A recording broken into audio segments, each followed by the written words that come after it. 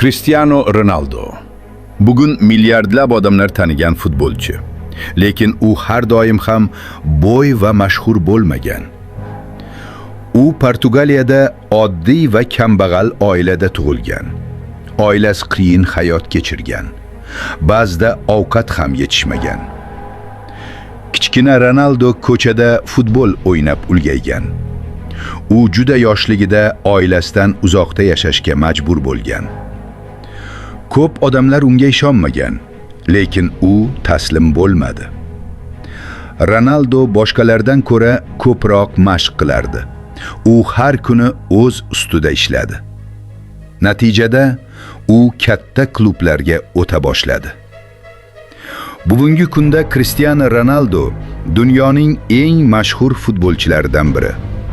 Uning qimmat mashinalari, villalari va millionlab muxlislari bor. Ronaldo hayoti bitta narsani isbotlaydi. Muvaffaqiyat tasodif emas.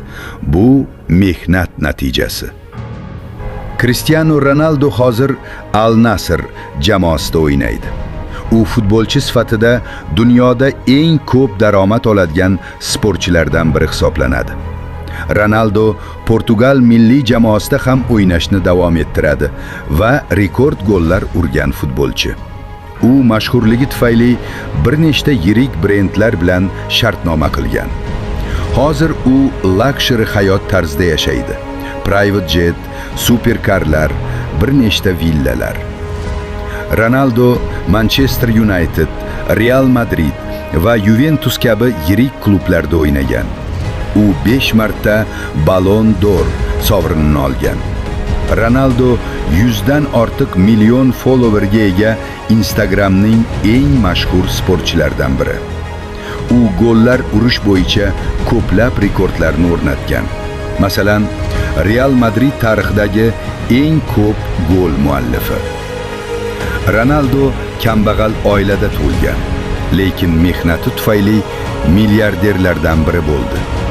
U har kuni soatlab mashq qiladi, sog'lom ovqatlanadi va intizomga amal qiladi. Ronaldo oilasini juda qadrlaydi.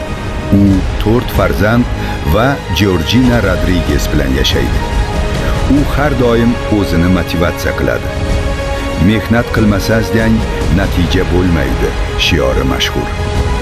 Ronaldo boyligi 500 dan ortiq million dollarga yaqin baholanadi. U dunyoning eng qimmat mashinalariga ega. Bugatti, Ferrari, Rolls-Royce. U bir nechta privat villalar va orolda ham uylarga ega.